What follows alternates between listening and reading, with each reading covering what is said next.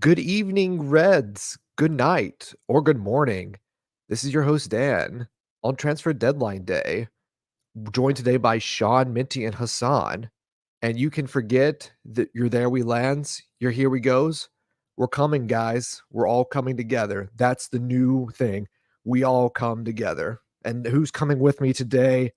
Everyone and everyone in this chat that we are here to come, guys. That's what it is. That's the new thing. I know it's a interesting day for most everyone here watching, all you Reds around the world and rival fans. Please, if you want to hop on here and call me all sorts of names, especially long-term viewers, make sure you head over to YouTube and like and subscribe. That way I can see your comments. I will not be able to see on X. Occasionally they pop up and occasionally they don't. I will also remind the chat that I will be saving most of your comments to the end of the stream. So if you've been posting a lot of questions that I have not answered or none of our guest panel members have answered, just be aware that that's because I'm going to hold off to the end of the stream because there might be some news dropping. And also with the way the transfer window has gone, we're going to have a lot to talk about today. So starting off today is my fellow host who I've not seen in a long time, Sean. Sean, how are you doing today? I'm great. Deadline day seems like very busy. I've been checking Twitter every couple of minutes, and yeah, it's been calm. It's been calm. We'll get into it. Brandon Yee of Little Faith. We stream every day, 7:30 British Standard Time, 2:30 Eastern Standard Time, or your local equivalent. We are here every day. We are coming whether or not you want us to or not. That is No our matter what. promise. No matter what, that is my solemn promise. The world turns another day, and we're still here. Minty, my friend, it has been a hot minute since we've had a chance to talk. How are you doing? I'm doing well, man. Excited, but not surprised at all. Just another deadline day. Yeah, it's not as exciting as last year's when I got the host. Oh no, that's not the one. Charlie, hop off YouTube, man. Like if you wanna hop in, you're welcome to come in anytime. We have a 5-person panel if you want to come in and join on the positivity today. And Hassan, my friend, I had to come to the rescue for this host because originally Steven was going to host it, but I made sure that we still had a deadline day stream today. So how are you, my friend? I'm fine. Uh, I expected and hoped that it would be a bit exciting, but now it seems it will be a more calmer one than we expected. Last Yeah, night with Varela, maybe there was something brewing up, but it went dead overnight. I know. Everyone was so excited for Fabio Varela from Porto getting a late link, and then it turns out bad news. Pierce came in to stop world peace from happening again. So that's where we're going to start off today, guys. Our agenda is going to be pretty short. We're going to look at the transfer window as a whole. Obviously, a lot's going to be up for discussion and topic in regards to who we signed, who we missed out on, any signings that could potentially happen, which right now is not likely. I would say zero. If you're a betting man, I'd bet on zero signings from Liverpool today. Who's gone out? We'll look more at obviously Tyler Morton staying, Stefan Bajcetic eventually going to RB Salzburg with who went over there with who was the other midfielder that went over there, Sean or Minty? Bobby Clark. Bobby Clark. Um Yeah. and yeah, we'll kind of talk about in general what we expected, what's come out of it for the most part, how we feeling in general. I will also do some discussion about the squad and what we can expect for the season. A reminder that this is not the end of the world. This is not the last transfer window to ever exist on the face of the earth, but we will be closed until January the 1st. So whatever happens between now and then is going to be a lot of dead news, a lot of speculation, all the journalist stuff as well. So we will be talking a lot. As I said before, guys, in the chat, if you are watching on X and you want to, again, yell at my face for anything I say, you need to hop over to YouTube so I can actually see it. Otherwise, I'm probably not going to see it on X because sometimes comments just don't show up. So we'll do it clockwise in this case on the panel. So I'll start with Sean. So Sean, give me your kind of overall thoughts on the window so far. What were your expectations coming in? The signings that we ended up making, obviously Federico Chiesa and Georgi Mamadashvili. I think we also made 2 youth signings, though I'm not sure if that's official yet or it's gone through. I know we were linked to a couple of youth players that we signed as well, which is always good. We don't talk about that enough because they're youth players. You're not expecting to see them play. And then kind of how would you rank it? How would you rank Hughes? And what do you expect going forward? Okay, listen. So the fact that you know Edwards and Hughes, this whole setup had a lot of expectation with Arne Slot coming in with the new manager and all that. Well, I get it. He needed to assess the squad, wait till, once he has his eyes on it, once the preseason is over, we'll know what we need. And you know what? I got a bit of what I expected. Smart signings. Chiesa is a very smart signing. I don't know what anyone wants to say about that, injury prone or not. Chiesa is an absolute baller, and I'm glad we got him for what, 10 million plus add-ons. I don't think you can beat that. I think that itself is a signing. Funny thing is we signed one player, and he probably is the signing of the Premier League. Like if you see in terms of the value for, what we say, value for money, or even in terms of the sheer class of the player, we made one signing, and I think that was the best among all the clubs in terms of value. But so there is that team that we know, the data driven guys who typically do the right thing for the club and got us the likes of Salah and Mane, Robertson, who knew, right? So I do see that sign back again, that we are not just spending for the sake of it. We're not just going into the market and saying, okay, who scored 34 goals, get him in our club, right? Spend whatever, 80 million or whatever, 60 million. So I'm glad we are not doing that. But again, I think we dropped the ball on two things for me. I'm going to point out very specifically. One is the Zubimendi deal. I think we waited a long time for him. He went back and forth. A lot of things happened.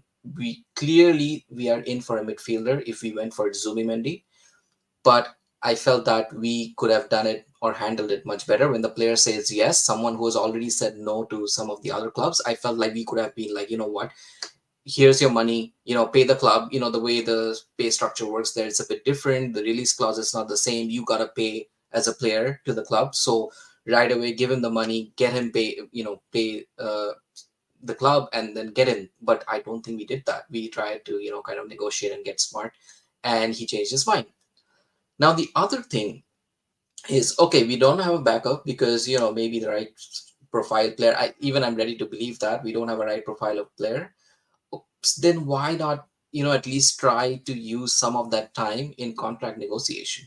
Because we have three, world class first 11 players who are coming to the end of the contract, and by Jan they're even eligible to talk to other clubs to do a pre-contract, right?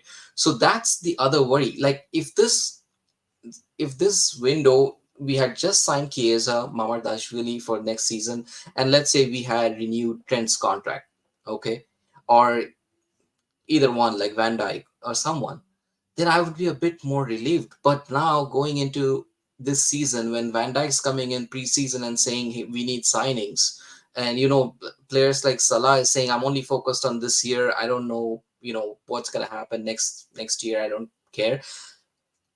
Don't lie. I mean, you care. I mean, if you're in a job, you're always looking for. You're not gonna say, "Oh, I'm enjoying my life here right now. Oh, it's going great, but I don't care where I end up in 6 months." You do care. So that's where I'm a bit. I don't think we did everything this window. I think we left it a bit unfinished business, whether it's contract negotiation or players incoming. Yeah, so the Zubimendi thing, I understand. I think the contract negotiations are always going to be something that's going to happen regardless of what the transfers are. And by that, I mean, I don't think they've started. They probably started with Trent, and that's probably the one they were mostly trying to tie down. I don't think it's a question of them focusing on one or the other, because a contract negotiation is a much different process than, say, especially renewal, than an actual transfer itself, because you contact the agent, convince the player, draw up the documents, do the legal representation, terms and conditions, bonuses, salary. You have to do all that work up front before you even get a player over, not including not including booking medicals and travel fees and everything else. I think with the contract negotiations, the one thing I would say is that they can go on until June, to when their contract expires, and you can re-sign them, like we did with Milner. Nat Phillips about 7-8 years ago, I think, is when we had actually re-signed him. Maybe it was actually 6 years ago at this point. his contract had expired. He was going to Stanford for a college degree and to play regular first team football. But I agree. I mean, I think that, Hughes came in with 3 priorities. He had to, one, figure out what to do with all the youth players and all the French players, your Bajcetic, your Mortons, your Gordons, your Doaks, McConnell, Clark, and Sepp, and Fabio Carvalho. So all the players that had been on loan, Beck, Chambers, all the promising players they had, even including Dance, who's still at the club because he's injured, they had to come in and figure out what to do with all these players that they had in the youth team. I think they've done a good job about figuring out that. The second part was the contract. Haven't got any of them done, so no score, or you can give them a 0 if you want to. But they have whatever they're planning to do, they haven't sorted them out yet. I've always said they probably only going to sign Trent and maybe Verge. I think it's bad if they let all 3 go because Trent's the hardest to replace, but that's just my opinion. And then obviously for signings, I only expect 1 or 2 just because of the amount of time you would need in order to process, do all those deals, try to work on those, and also bring in another player. I said it could have been a goal. You could have gotten a defender or a midfielder or a forward. Like that was what I would think they would go for. They ended up signing a forward and a goalkeeper. Granted, the goalkeeper comes next year, which I think are perfectly good signings, but it does leave the question of, well, what about midfield and what about defense, which we can get onto later. Minty, what are your thoughts? I know Sean brought it up there, and I'm kind of adding some extra stuff in. What are your thoughts? Would you have kept anybody, honestly, at this point? Because, like I said, I didn't think we were going to have a very busy buy-in window just because usually first new managers with a direct-to-football change doesn't usually happen that way. You don't get a lot of players up front, but that was just my speculation. What are your thoughts in general? For me, in terms of the outgoings, I think it was pretty good. I mean, it was bound to happen. There were a lot of like loan players. So it's just good business at the end of the day. So I can't be too mad about that. But like the fact that we're addressing a goalkeeper when Allison's still like 31 and not replace Fabinho is kind of crazy to me. That's just my biggest worry. I mean, I get it. Like Slot's just doing what he's told and saying, "Oh yeah, I inherited a good squad," which he did, but we still have issues. Like I know they're banking on Gravenberch playing that double pivot, so I hope he's good in this game. Sunday is going to be big because if it works out, it's going to be a good look. If it doesn't, fans might be like, "Oh, you should have got a player. Look what happened." So I hope we win, but I just think we should at least got a center back or a defensive midfielder. Those were like my big ones.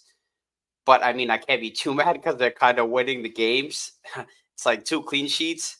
It's complete opposite of last year, where it's like you're going to concede a goal first. So I like his system. I like the way he's trying to put his philosophy out there, and the team's all together. And in terms of the contracts for Trent, Salah, and Van Dijk, I'm not too worried about it. I feel like it's just negotiations, like you said with Milner and Nat Phillips. It'll get done. It'll always be on the news about, oh, he might go to Madrid, which he probably might, but it's his boyhood club. We're offering him, probably captain once Van Dijk leaves, etc. But yeah, if I had to rate the transfer window, 5 out of 10. I actually wouldn't disagree with you. I'd probably go to 6 just because of the fact that like Case is so much, but I think a 5 out of 10 is perfectly reasonable. Yeah. And I would ask you, and obviously Sean and Hassan, you can give me your thoughts on this as well. Who would you have brought in that moved this window? So obviously center back and DM are the midfield. I'm not even going to say DM are the 2 ones that I think a lot of fans have been worried about with Matip leaving. And obviously Slot had mentioned it in the summer, or the reports were, and by Liverpool's actions were, they wanted a top class defensive midfielder, controller, however you want to phrase it. Now, what I will say is, in context, that was before Slot had Gravenberch in the building and was working with him.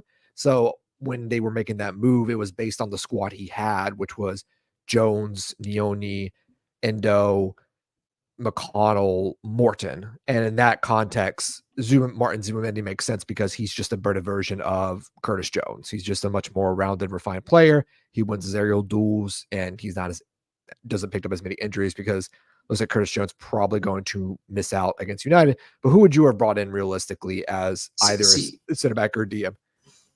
For me, one Go ahead, Sean. one Yeah, player go ahead. is one player is going to be someone like a Calafiori. I think a lot of potential, perfect age, could play left back as well, and a very good defensive cover. You know, the season's going to be long. I mean, if you've seen the Champions League draw, it's one of the hardest draws that you can get. Like, we have all the top teams from each and every pot, and it's not going to be easy to carry on like this. I know the first two games have been great, but it's only like first two. I'm sorry, but we were just there. We're not even there. Like, the season's just started even. So for me, sometimes you have to go above and beyond. And the fact that we sold so many players, we made so much money, just take that initiative, take the advantage where Arsenal, City, these are the two teams we're competing against. We have to sometimes stack up, and in the front three, or the front attacking part, we have done it. But it's just that, just a bit, like, we probably needed one or two more quality signings, and we can really, really challenge for everything. So that's where there's a bit of like disappointment that it shouldn't be another season. Like, we're right there, and we're like, in March, we're like, damn, I mean, Graves got injured again, and hope we had someone, good to cover him. So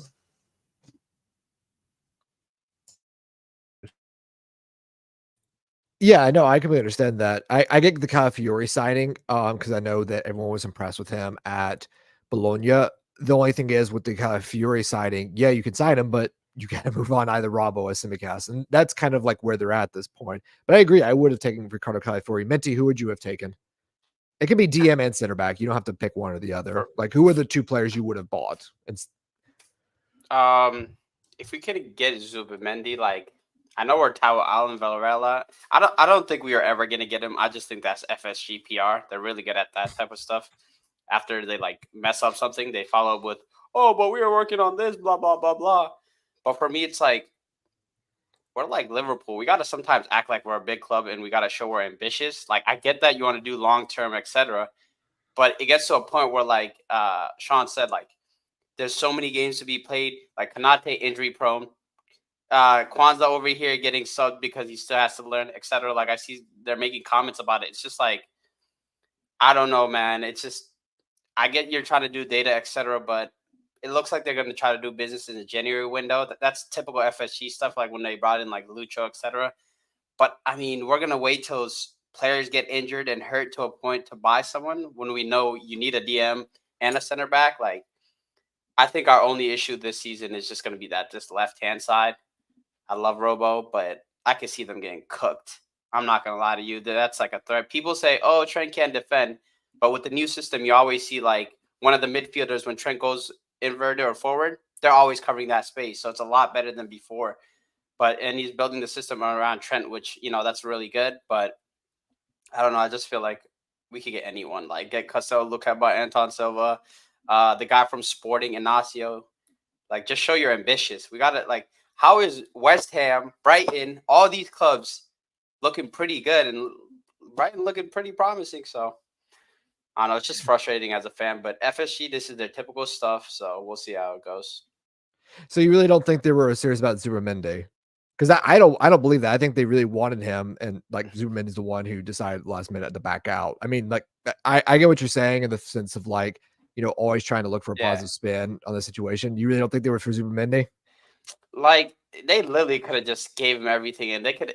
I thought we were known for having deals done quick. Like, why were we giving him time to think? Oh, we'll give him till the end of the week to think. He just kept going back and forth. If he gave you the yes, go in there and just close it. Like, now they're saying, oh, but he was our target, and we got to find the perfect player. Like, how many years are they going to use this perfect player thing? Like, you saw City. You think we're going to be able to compete with City when their squad depth is crazy? Even Chelsea, even though it's a little bit crazy, they got squad depth, and they can compete in multiple competitions. So City squad depth isn't as amazing as you think. They don't have a backup striker right now with Holland. Like, they just sold him to Athletic Madrid for 90 million. I get what you mean, because City do have quality, and we know what City are like with Pep Guardiola. And again, like I said, this is not me saying that, you shouldn't go out and buy your top target or your Morton Zumendis, especially like when. But I will say, if he is indecisive, you'd rather have that happen before you spend all that money, rather than him come in and say, "Oh, well, I miss San Sebastian and the mountains." But I get what your point, Yeah. Mendy. Except Hassan, City have Pep, so not yeah, no, that's worth like 20 players at this point. Hassan, I want to bring you into on your thoughts on the window.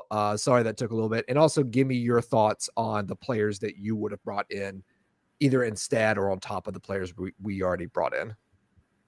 Yeah, like Sean said, after the Euros, I was thinking that Califury was can be the one. He was the kind of the player we needed. Left-footed center back or a left back. He can play. Uh, he's young and versatile. So I think he was something. But I don't know why. Because his transfer fee is also not that high. I thought we should be in for him as well. But after that, Zubi Mendy looked like we have identified something, a player that in a position that we needed. There was comments of Slot that he is looking for a player to play the double pivot. He looked like someone who was perfect. The deal, I think, there were so many reasons. I think he knew and Sociedad knew that we were so focused on him that they can play a bit with us. When they managed to convince him to stay, we look like we are nowhere, which is not typical of us. I remember that whenever we missed out on one player, we quickly went to another one. The one example I remember, we were like really in Julian Brandt. As soon as he was not available, we went for Salah, and it was done so quickly. It was not even choice for many players, people, fans, that Salah was coming in, but it was later he showed that it was a good choice. So I think this is the only thing which is a bit worrying to me, that we don't have suitable replacement targets, alternatives. So which we used to, maybe because Hughes is new here, he had a lot to do with the new manager and backroom staff and coaches coming in, planning this summer camp and all. uh, Now I was really worried and really a bit angry at some time, but now I'm a bit calmer because nothing we can do. We just need to whatever we have. But one thing really stuck on my mind, that when we didn't sign the Fabinho replacement, I was talking to someone and he said that no team has won Premier League without an exceptional DM. So that hopefully Gravenberg can be the one for us in this season. But we won after missing out until we signed Fabinho, who was exceptional that season.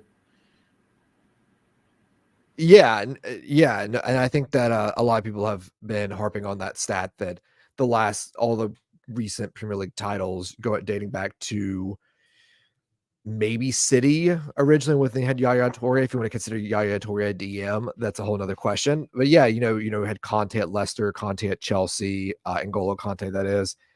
You had at Chelsea with Mourinho, you had Nemanja Matic and who was with him? Cesc Fabregas as your midfield double pivot. And also Liverpool 67. I hate to break it to you. William Paco has already moved. Hincape is still at Leverkusen, but no one's left Leverkusen.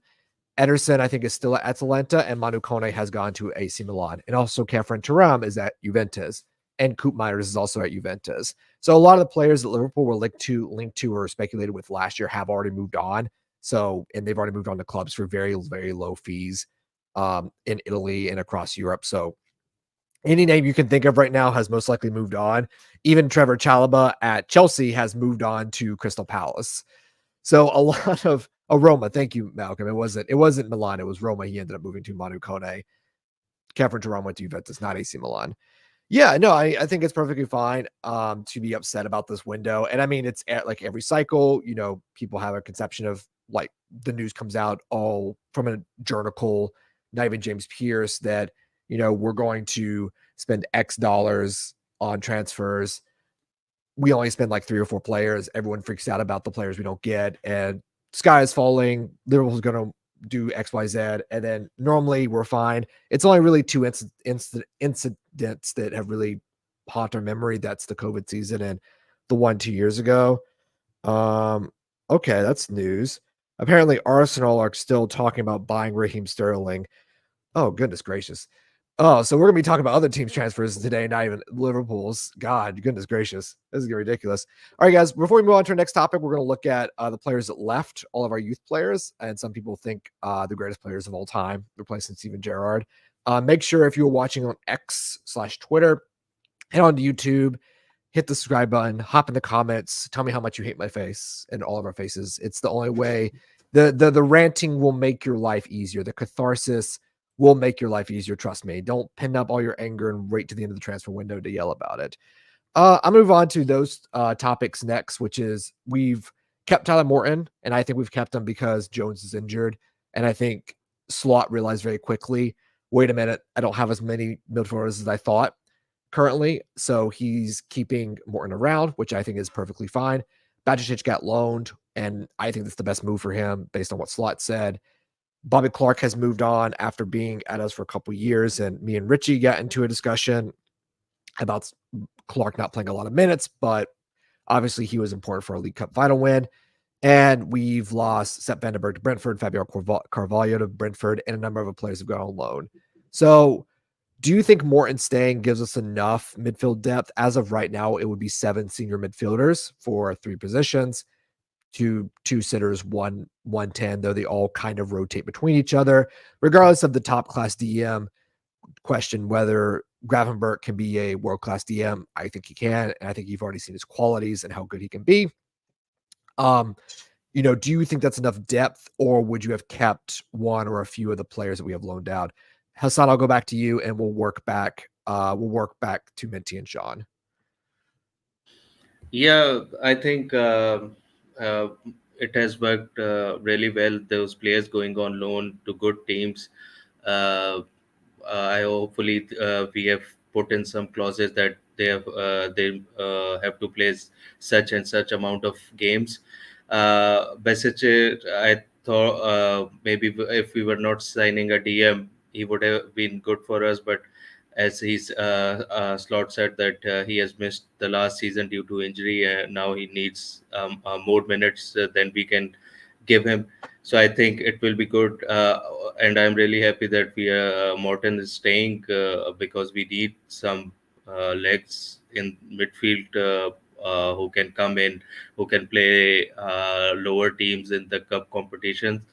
I think the only one a bit surprising was Clark for me, selling him permanently. Maybe we should have sent him on loan and see him like we did with Sepp and Carvalho, and if he has produced good result at the team he was playing, maybe we could have settle him in the team, or maybe sold him on higher account like Sepp and Carvalho. I think 10 million is okay for him now, but I think we could have gotten more, or maybe he could have been playing here because I really liked him. He was technically good, and he was really tenacious. He had an eye for goal as well. So I think a bit, that was a bit surprising, but we can see how it goes. But with so many games coming in, hopefully now the strength is all right. For DM, Endo is here, and looks like Gomez is also staying because Crystal Palace have signed Chalobah and the guy from Wolfsburg as well. So I think they are covered. So I think Gomez is staying unless Newcastle gets awake and says that okay, because Guy is also staying at Crystal Palace. I think it's confirmed. He So is, yeah, he maybe, is. yeah. And they So signed Lacroix. They signed Lacroix from yeah. Wolfsburg too. So they replaced So Anderson. yeah, so I think maybe the only place left for Gomez is Newcastle, or if they don't come in, he's staying. So I think with centre back, we have Virgil, Konate, Konsa, and I think Gomez will play as a fourth choice centre back. I agree, and I don't think they're going to sell Gomez at this point. That would be borderline criminal with no one left in the window and being down to 3 center backs. That would be cause for some outrage, to put it mildly. And also, you mentioned what we sold Bobby Clark for. Billy Gilmore just went to Napoli for I think around the same price or even less. So I actually think, even though I agree with you, that Bobby Clark was a bit surprising, I also think they cashed in and got very, very good value from him now, when I think both Slot and Hughes understood that Bobby Clark's way into the team was much lower now that Slot was in charge. And also, just to update, that Arsenal is currently right now exploring getting, well, actually, no, they're in talks to sign Raheem Sterling potentially on loan. Oh my God, this window is crazy. And I still think Chelsea are working on Sancho because they don't have enough players, obviously.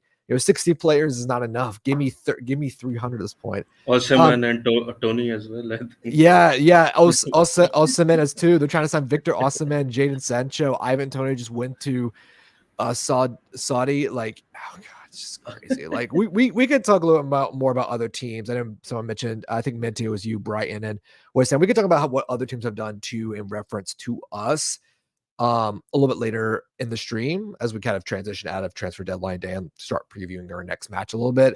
But Minty, same thing to you. Do you think Morton is well, I think I know your answer to that is enough cover with him staying, or would you have rather kept Bajcetic or one of Sepp, Carvalho, Bobby Clark, any of those players? Would you have kept most of them around instead of selling them on? Because obviously everyone's like center back, DM. Those are all the players that got sold pretty much. I think everyone that they sold, I think that's good business. It had to happen. Like, not everyone can play on this team, so like when fans get surprised by it, I'm like, the people that are usually in the academy are gonna get sold. That's how business is usually done. But no, Morton, like, good player, but I'd rather have someone that actually replaces Fabinho. I mean, we're literally just banking on Gravenberch being good enough to carry us this whole entire season. So, I hope for Hughes' sake and FSG's sake, like, he's good. Like, I think Gravenberch is good, but it's the sample size is so small. It's just 2 games. So, I mean, we have 7 midfielders, so I guess that could be good, but there's a lot of games to be played. We're, all the cups, UCL looking crazy. I just don't want to lose to Madrid. That's it, really. At home, I don't want to get tortured again. I understand. No, I mean, listen, I think we beat Madrid, but obviously they're Real Madrid, and we have a who would Robo face? It'd be Vinny on the right side, or Rodrigo? No, it'd be Rodrigo or Endrick. I think it's those two, the right wingers. They actually don't have that many attackers than you would Just think. watch Robo size versus Madrid. That's all I'm saying. Those This Anderson, this Andrew Robertson hate needs to be put in the bin, Minty. I can't do it no more. It's not hate. It's not hate. I still think he's good, but like, he makes mistakes, and we literally are watching with our eyes decline, and we just don't want to address it. Samikas is decent, but he's not any better than Robo. Like, Robo could give you a good hour right now, and then you'll just start seeing him get tired, and the teams just attack that side. So yeah, it's just scary to me. I want to win. Like, I don't want to be like, oh, we got a new manager, we should be top 4 is good enough. No, you're Liverpool. You're not freaking. We're not like United crisis like they're in. We're not like Chelsea in the Conference League. Like, we got to act like a big club. So it just shows ambition. Yeah. So have some. Yeah, no, I can understand and appreciate the perspective. And Sean, I'll finish up with you with our second topic about Morton. Are you, well, I mean, I'm assuming we're all happy keeping a 7th midfielder, considering the fact that Curtis is currently not fit to play at United and is nursing currently a groin injury. We just don't know how severe it is, though. I think he'll be fine after the international break. Again, speculation, having no information. But what are your thoughts about keeping Morton and the loaning of Bajcetic, the selling of Sepp Vandenberg, Carvalho, and Bobby Clark? Like Vlad said, I think we've done a great job selling players. I think prospects, even Carvalho, the fee that we've got is I think the max that we can get. He has barely played for us, right? So yeah, I really appreciate the way they have gone about that business, and there's no complaints there. Only thing I would say for Bajcetic, I think it's a good response to a lot of people who are thinking Bajcetic is going to be that guy. To kind I heard a lot of things like, hey, how are you going to sign a senior DM when you're going to block his path and things like that? He's going to be so crucial. He's just coming off an injury, and I've been telling you that no way Slot is going to depend on him, because we still need to see him in an entirety, kind of play 20-30 games a season, kind of prove his fitness, prove that he can maintain that level. And now he gets his chance. So let's see what he does. I think this is the only option that was viable for him and for Slot as well. So I'm glad that has happened. Only thing is, going forward, I don't think I'm gonna give any excuses for the team or or the manager, because we have been told for 3 months that this squad is hard to improve. This squad is very good. The Slot has said many times that I've inherited a great squad and we are ready to win now, which I agree. Which I agree with all of that. So now that you have said that, you have stuck with it. You have added very minimal, just one signing, and we have loaned out a lot of these players that we don't need, which is great. We have recouped a lot of the fee. So now go and compete, and let's see. I don't think we should hear anymore that we were short here and there, and we couldn't challenge any of the top teams, because we have been told that this is very hard to improve this team. So that's where I'm at. I'm happy if the manager's happy, right? At the end of the day, we have to trust the manager, we have to trust the players, and I have complete, like, I'm gonna back them like every game, and I hope that we come out without any, barring any bad injuries, we come out well throughout the season, right? So we have the quality, so I'm okay with it. Yeah, no, that's perfectly fair. Yeah, now we can kind of move on to like looking at it, the window in a broader sense. Obviously, I just mentioned Arsenal signing Raheem Sterling.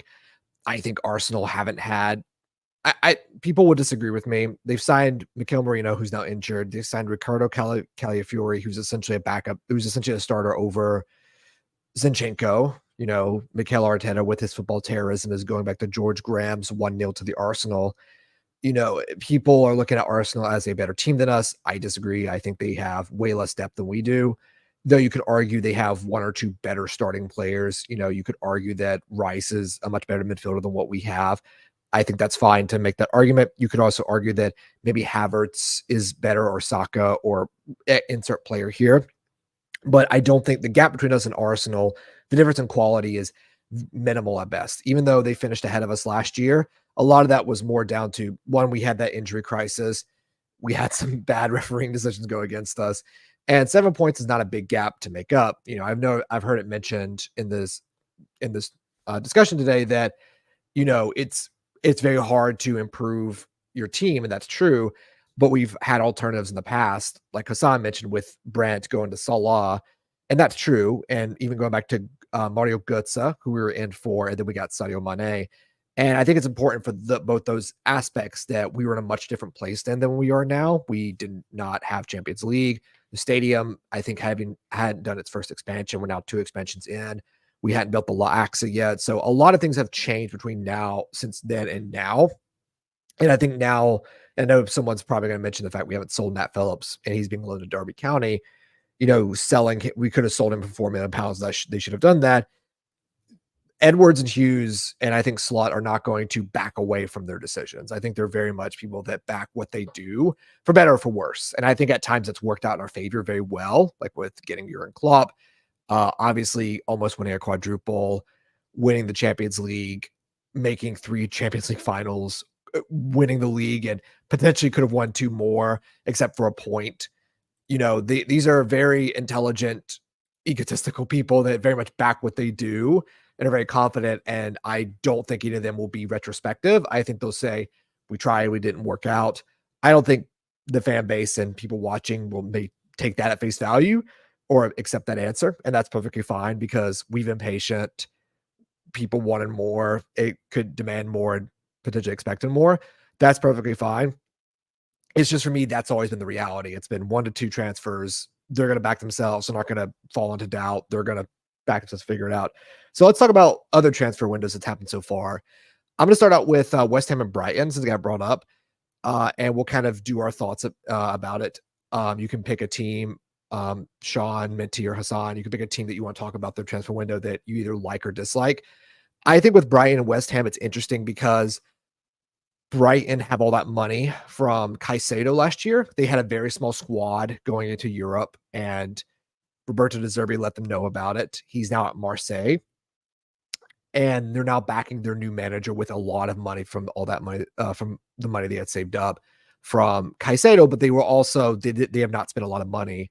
So they're pushing hard to, I think, break into top 4 / Europa / Conference League and submit themselves as potentially supplanting a Newcastle, or I think now we need to stop talking about it as like a top 6 and start looking at it as more of a top 8, where the 8th best team right now is Manchester United. And the only reason they're 8th best last year was because they spent so much money. They got to make it work eventually. And I think with West Ham, it's something similar. You're seeing a team that is very much rolling the dice on European football. They made some good selves in the past couple of years, and they're reinvesting their money. Kurt Zuma left. They're selling another old center back to, I think, Real Sociedad. So these are both teams that are rolling the dice heavily on their players, but I think they're also believing that Kudus is probably going to be bought by someone in another year. So they're gambling they can make those European places. That's my thoughts on those two. Obviously, Minty, I'll come back to you on this one since I'm going to give you the first one with that. That's my thoughts on those 2 transfer windows. They're clubs at different positions under different circumstances and are trying to achieve different things. So they also have a lot more room to just throw money at it. But what's a team that you either disliked or liked their transfer window besides Liverpool's at this point? And would you have one of their players? I'll throw that question out there too. I don't know about like having the players, but in terms of like just being ambitious, I would say the top 2 for me would be Brighton and West Ham. It seems like they know what they want to do and they're willing to back up the manager that they have. Like the Brighton manager is like 31, which is kind of crazy. I was like, and they're backing them up by bringing in some pretty good players. Like, what's his name? O'Reilly. It's unfortunate that he got injured, but like that's a crazy signing because he was pretty good as well. They're just bringing in good players. They're just, I don't know. Brighton for me, they're similar to Liverpool in terms of, I don't know how they find these gems, but whoever's head of their recruitment is pretty good. It's just they find these gems. They always, if they sell someone, they have a replacement. It just seems like they have a sustainable model. Like 10 years ago, Brighton, you wouldn't expect them to be where they are now, which is kind of crazy. But it just shows ambition, and the owner is a good owner. I've seen players talk about it. I've seen like their fan pages talk about it. For me, Brighton for sure wins the window, I personally think. But I wouldn't be surprised if West Ham, once they start clicking towards maybe a couple more games in, they could be good. They got really good players as well. Do you think Lopetegui would do a good job though? Because Lopetegui has not been as great as a manager as you would think. Now, granted, you could say that. So, like, if you think about Lopetegui's career, he went to Madrid, failed. He was at Wolves, did a good job taking over from oh God, who was his Portuguese manager? Forgetting his name now, but he came in for about half a season, changed what they did, and they survived. But then he left. Probably his most successful manager career was Sevilla. And that was, again, after he had failed at, Real Madrid. So, do you think Lopetegui can get the best out of this West Ham team? I hope so. If not, I know West Ham the type of team to get rid of him. They backed him up pretty heavily. But I feel like they'll probably give him just a little bit just to see if his style of play, the philosophy and everything's implemented. For us, it's just kind of nice that Slot is making it seem like it's seamless a little bit. But I think they'll give him time, and if it doesn't work out, I think they'll get rid of him quick. Get Ruben But yeah, Amorim in. They'll get yeah, they'll get rid of him and bring Ruben Amorim in. he just has to be better than David Moyes. David Moyes was just terrible, but not terrible, but towards the end of his tenure, you could see the He- flaws in the system and everything. They were just getting cut up. So He won them a European trophy with that Declan Rice and one of West Ham's first trophies ever. But no, I take your point. Yeah. Sean, I'll come to you next. Me myself. Yeah, I'm Who do gonna you think? speak on. Go ahead, Sean. Sorry. Yeah, that's okay. I'm gonna speak on Arsenal. Okay, so let me just put it this way: who invited Arsenal to this chat? We were there. City is there. Liverpool was there. I don't know why this whole thing is Arsenal's gonna do something. Sorry, I mean I'm not gonna. If I'm offending Arsenal fans, but guys, relax. Okay, you're not winning anything. Okay, not the Premier League, not anytime soon. I don't know who invited you, but okay, now that you're here, let's just talk about it. Okay, so you don't have a striker who can score goals to 30, 40 goals. Look at City. City's got Haaland, right? Look at your competition, right? We have Mohamed Salah. We have, well, let me just, not go into our attack because we have now Chiesa and we have options, right? Arsenal needed to strengthen their attack for sure. I mean, there was a glaring hole in their team that Jesus was not going to be the guy, and it was proved, but they didn't do it.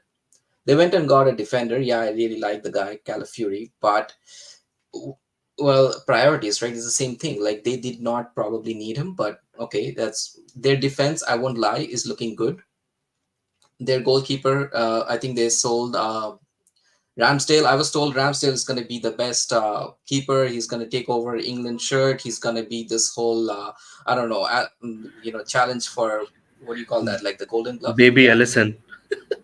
yeah, all that stuff. Like what a high ceiling. This guy is, he's only like whatever great ceiling, guys. He's gone. Okay, he's gone through the window. Now now they have Raya, who I am not convinced. He's a good shot stopper, but he's not at the ilk of Allison and Ederson and those kind of guys, like a ball playing keeper. So I think they have actually left a bit of work to do this window, even though it seems like, and I really agree with Dan. A lot of our fan base, I'm shocked, guys, how you think Arsenal's team is better than ours. I just don't get it. I just don't get it. Like we are Declan like Rice. Declan Rice. That's why. okay, that's one. Yeah, that's why we've been crying for a DM. Give me a half-ass DM, and sorry for my language, but give me someone like that, and we compete even in that front. Like maybe Rice is the only guy. Yeah, but overall, I think I'm not worried, and I'm not really concerned with their active, because I was like thinking like, okay, Arsenal is slowly getting to that level. What if this summer they go and get someone like an Osherman or someone like, you have to kind of take a notice, even like an Ivan Tony, I think would have been perfect for them. I don't know why they haven't done that, The to be big honest. one they were looking at was Benjamin Sheshko from Leipzig. Yeah, yeah, yeah, He was yeah. the big one, like the young striker, but that didn't materialize at all. That didn't Which happen too. which team Mhm. which team's business did you like though, Sean? Which of our top 6 rivals, let's say, like so you have Chelsea, United, Tottenham, City, and Arsenal. So of all those, or do you rate someone that's lower, say a Brighton and West Ham, which we both mentioned? We don't need to talk about Everton's transfers because it doesn't matter. But is there another I team that you like their transfers? Like you're like, that's what I want Liverpool to do. Yeah, it's hard to ignore, and I know it's going to be a bit of a shock as well. I don't agree with what they're doing, and the club is Chelsea. Just let me put it out there. I don't agree what they're doing at all. I don't get it. Let's just put it this way. I don't get how they're doing this. But you know what? Last game when I saw Joao Felix, Nkunku, Neto, Madwiki, and who else they got? Okay, Jackson's a bum, so it doesn't matter. But they Cole have Cole Palmer. Palmer. Yeah, Cole Palmer. So Chelsea is kind of looking good in at least in attack and even in their midfield. I think Lavia had a great game. First game, I think he's picked up a knock or something, but he's looking good. Then okay, Caicedo is pretty average right now, but they got me. I wouldn't say they had like a best transfer by a mile, but they just got me noticing, like kind of sit up and take notice, like what's going on there. But again, I don't think that's going to be sustainable because with so many players, your manager's going to lose their mind. I mean, I think that's an overkill as well. So I don't know. It's tough to say, but I think Chelsea will be one club you can say that they kind of have my attention. I'm kind of curious to see how they go about these signings. Yeah, and I'll ask everyone that's viewing right now, what do you think? Which club do you think had the best transfer window? Which one had the worst transfer window? And no, you can't use Liverpool for either of. That doesn't make it interesting. And I don't want to turn this into we can talk more about the ownership at the round this up. But Malcolm, just to counter that, Tottenham for a couple of years were finishing above Yeah, doesn't us, mean and anything. they didn't win anything. Like the only time finishing above you matters is when you're second, the other team's first. The only cut, like for me, it doesn't matter if Arsenal finishes above us. It matters if City finishes above us. Yeah, go ahead. Or you lost a Champions League spot, like you're fighting for something, and a team finished above you by like 4 points or something like that. Then you can say, yeah, we finished above you and we made the Champions League. Maybe, Yeah, to be and honest, it doesn't matter. and Like the only we time were in the that title race. I think people forget we were in the title race till we had that injury, wave, and then we had too many games there. We lost the game to United and kind of lost our track a bit. But we yeah were right up there. the March to April period, the Yeah, March to exactly. May run is where we fell apart. And actually, everyone had came back from injury, but no one was in form, and that was what really Correct. killed us.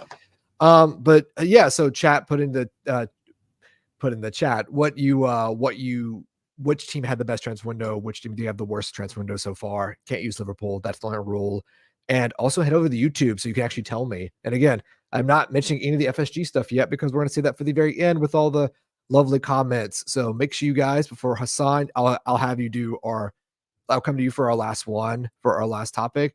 Again, guys, just make sure to like, share, and subscribe, or dislike too if you're annoyed at me right now, which again is perfectly fine. So Hassan, I'm going to come to you and same question. Which team do you think had the best transfer window? Which team do you think had the worst? And would you have signed any of the players that these other teams have signed this transfer window? I think with their track record, I think the best have been Brighton, because they are known for bringing in really good player and selling them off. And I think that is their model, to develop players and sell them to a very high price. I think they will be able to do that in this window. It looks like they have a depth also.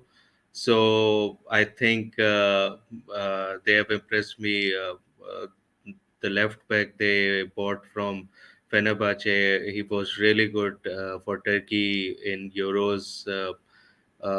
So I think it's impressive. With West Ham, I think it's uh, with new manager. It will be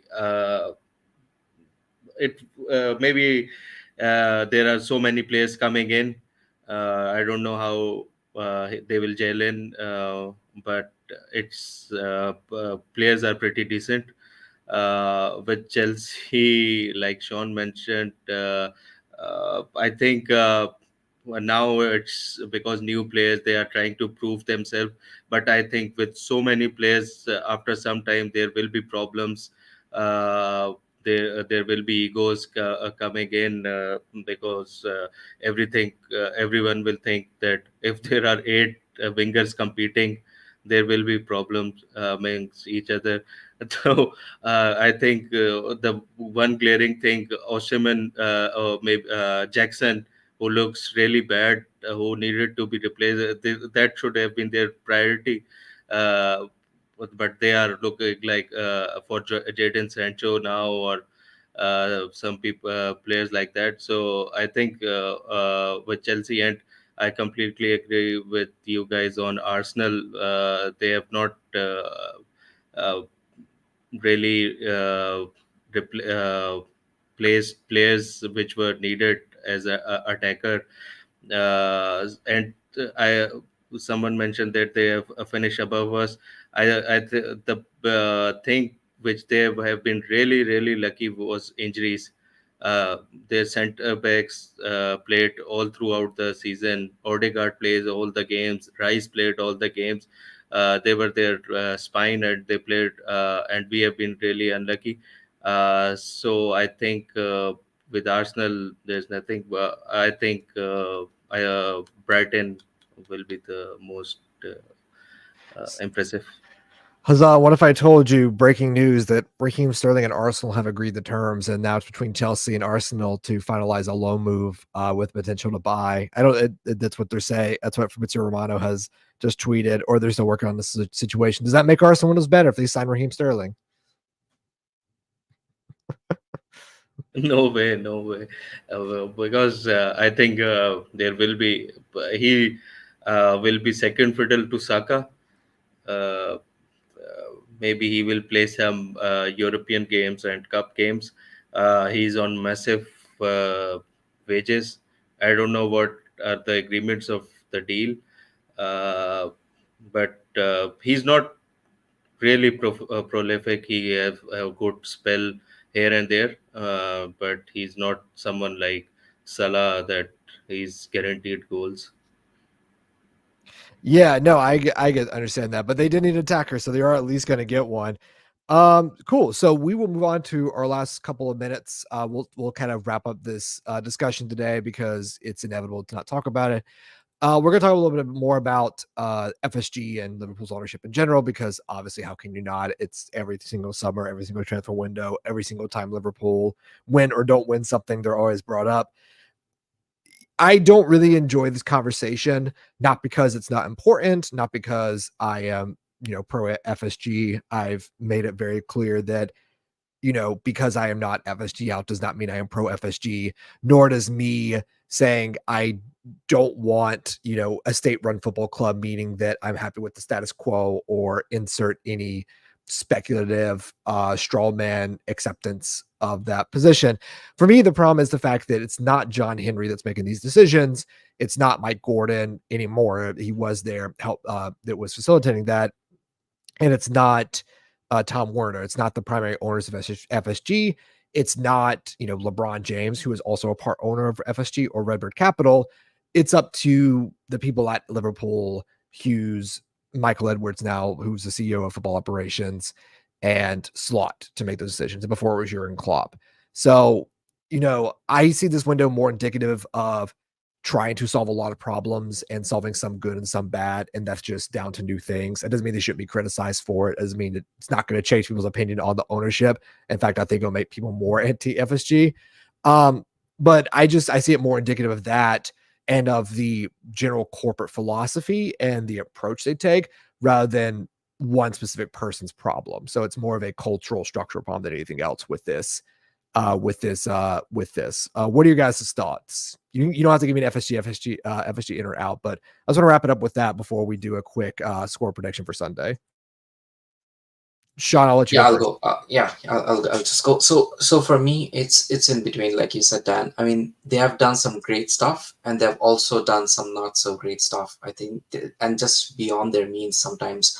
So if FFP is regulated and applied very, to the T, then I think FSG can continue like this. I think it's a model, something like even Bayern Munich has done in the past. Like, you buy cheap or you buy young and prospects, and then you see which ones develop to be first team players, which one develop to be good ones to sell and move on, and then you recoup that money into transfers. I think it's a decent model. But the problem is, with the clubs that are around us and what City has done in the past. I know they have 115 charges, but hopefully something will happen or something will come out of it. Because if they are just going to hire lawyers and just get away, then it's kind of demotivating for owners like FSG to kind of, carrying on, in a race where they're clearly disadvantaged, right? And then now you see Chelsea, the way they are being funded, they have fundings from other, where they're from. So they have other fundings. They have a sister club or a, another club where they keep selling players to, and just basically they buy and then sell them to themselves and just show it off in the books. It's all about how you make the books, right? So FSG tried to get another club. I think they did try to buy Bordeaux, if I'm not mistaken, but that didn't go through. So you can see that they're trying things. There was a story in the middle that they're going to sell the club, and that didn't happen because, for obvious reasons, probably they didn't get a good buyer or a good valuation.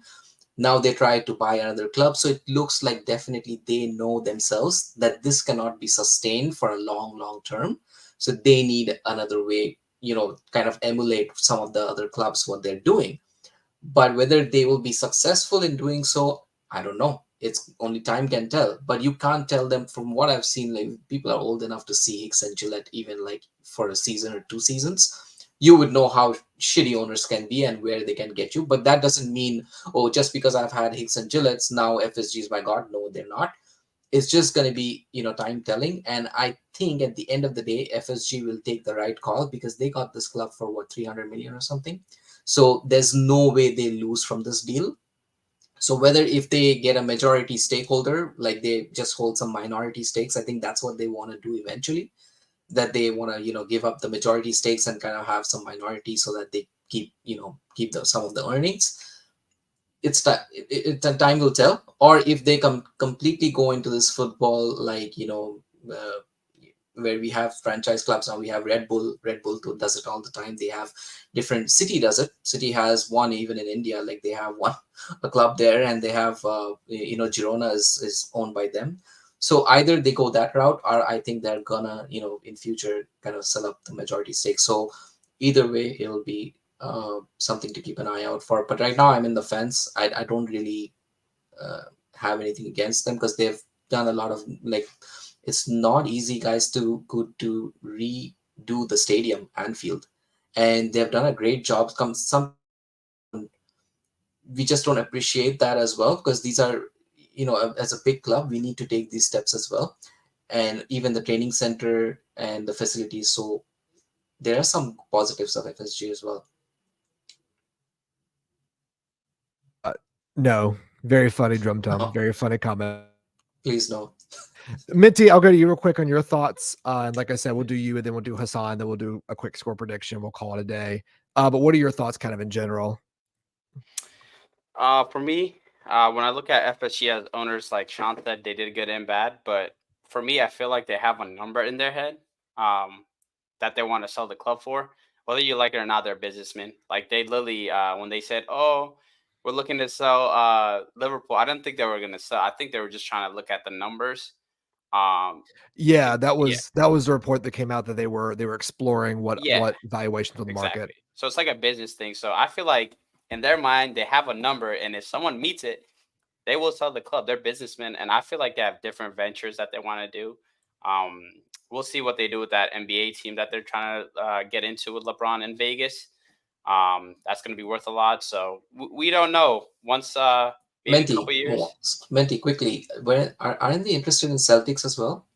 I I don't saw think it they're going to somewhere get the like, Celtics. I think the Celtics would be too oh man, much. if they do. I feel like since they're already in business with LeBron, they have a good Okay. partnership relationship. I feel like you make LeBron the face, but they really own the team. They could do something like that. Um, Plus, Vegas is a crazy place to have an NBA team. But for me, I think they're good. But it's just like, for me, it just there's no ambition. I'm sorry, you're Liverpool. Look at the history, look at the heritage, act like it. Like I get your FFP, blah blah blah. You threw money for Caicedo. We know you have money. You sold so much players. You're telling me you've only looked at one midfielder? Really? You don't have alternatives? To me, it's a little bit crazy, but it is what it is. I'm not going to complain. Hopefully, it works out for them. If not, I will be there hating. No, you're more than entitled to complain, Minty. That's what this is. It's our venting session before since the window's closing in about an hour now. Hassan, I'll give you the last word on this, and then we'll do score predictions and we'll call it a night. Yeah, I'm like you and Sean. I'm not FSG in or out. I see a lot of positive they have done and negative, frustrating things they do. Uh, I think sometimes we because sometimes we have missed a league and Champion League coming too close. It becomes more frustrating that maybe we had some more players, we have done it. Maybe it's down to luck, but I think with as Sean also mentioned, with so many really bad experience in the past, maybe sometimes we look at them and maybe it's better and see some teams going really haywire. I think Chelsea is acting like this because they know the ban is incoming. So I think FSG is a safe option for us right now. Yeah, and I mean, listen, I not to get too philosophical, but I've always been someone that I've never seen transfer spending as a moral good. That the more transfer money you spend always means that you're ambitious and you're well run. Because as you can see with Chelsea, you could spend all the money you can; it doesn't mean anything. Leeds back in the day, and even Forest, like Forest spent all that money and they didn't achieve anything. And I thought they would actually be pretty decent last year, but no, they didn't achieve anything. So I understand like the ambition point and like putting your money where your mouth is and acting like a big club, so to speak. But the biggest club in the world, Real Madrid, doesn't go out and they spend 100 million on one player and that's it. They don't spend it on 4 or 5 players anymore. They don't massively overspend in the market. They buy other players young now usually, or they wait for them to wind down their contracts, or they get in a position where they're like, okay, we can do a major package on one player, like a Jude Bellingham or a Aurelian Chouameni, or like Kylian Mbappe back in the day, but they signed him on a free. And that's just how Madrid operate. Barcelona spent every single penny they had. They borrowed every single penny they had, and now they're selling off parts of the club just to register their players. So I agree with Minty and the fact that there's FSG, Liverpool in general could take more risk in the market. That's never been their strategy. That doesn't mean we can't disagree with. We have to accept that. But I agree that they should at times take more risk in the market. We know there's money there. They're choosing not to spend it. The reason why they're choosing not to spend it's fine, but if we're 6 with like half the team injured, no one's gonna be happy, and they have no reason. They shouldn't be surprised if that's the case. Though I don't think that would happen, but it's footy. Anything could happen. All right, guys. Final thing: score predictions on Sunday. Hassan, I'll throw it back to you, Minty, and then Sean. So, Hassan, what's your score prediction for Sunday? 2-0. 2-0 to who? Us. Just making sure, because Manuel 0-2. Ugarte, they're gonna throw Manuel Ugarte on. I think they No, I think he's not registered at time. He cannot. Oh, play he's now. not. Okay. Yeah, Okay. yeah, That- and I think Salah will continue, and one goal from maybe Szoboszlai. Nice. I would love it. Minty. I hope we get a clean sheet, but I would say 3-1 or 3-0, but likely 3-1, just because it's United. And I'd say Salah will score. I was going to say Szoboszlai, but hey, I'll say Gravenberch and maybe Jota or something. That's good. Jota shout. Sean, who do you think? I think we are going to move to them this Sunday. I think it's going to be 3-4-0 for me. I'll stick to 3-0, but clean sheet definitely. Please, guys, don't want to see them scoring. So yeah, but I have enough faith in this attack. I think we're going to score at least 2-3 goals. So 3. Who do you think who's the goal scorers? Salah, Jota. I'm hoping maybe Gakpo. Yeah, if he comes off the bench. No, that's a good shout. I also think, and I was worried about this. I said on our Enfield Nights, Star Stripes and Enfield Nights Tuesday night show with Rigo that if I could promise you a 0-0 draw with no injuries, would you take it? Because I'm afraid that we're going to butcher them and it's going to look bad and someone's going to try to snap one of our players' legs. And since we haven't signed anybody on transfer deadline day, that's not making me any less happy about it. But yeah, I agree with you. I think it'll be 3-0 because we're underperforming our goals right now by 2. I think our expected goals is 5. We 5.8, so 6, and we've only scored 2. So I think we'll make that up and maybe slightly overperform. I think it'll be 3-0 to us. I think I predicted Salah, Szoboszlai, and I'm going to say Darwin gets his first goal of the season and celebrates in front of the Sheffield end, and it's going to be hilarious. I'd cry. I would love that so much. I would just laugh. I would just laugh so much, especially going into an international window when he's not going to travel. Alrighty, guys, Reds, that's it for us today at the LFC transfer room with our transfer deadline day special. Obviously, no transfers today. It's not like last year where we had Gravenberch come in on the deadline. Sadly, it's been a very bland day with mostly players going out and Chelsea trying to sign another player. What's new under the sun. Make sure you guys head over to YouTube, hit the like, subscribe, share, or the dislike button. Get into the comments. We stream every day. It's 2:30 Eastern Standard Time, 7:30 British Standard Time, or your local equivalent. We will be having a stream tomorrow. Again, same time, same bat place. Also, we'll be doing one Sunday, obviously after the game. So be ready for that as well. We also have the Star Stripes and Enfield Nights, the American version of that broadcast, depending on where you are in the world. We stream that at 9 o'clock Eastern Standard Time or your local equivalent. From myself, Dan, from Sean, from Minty, from Hassan, have a good night, have a good evening, or a good morning. Stay strong. We're all here coming together. You'll never walk alone. Up the Reds.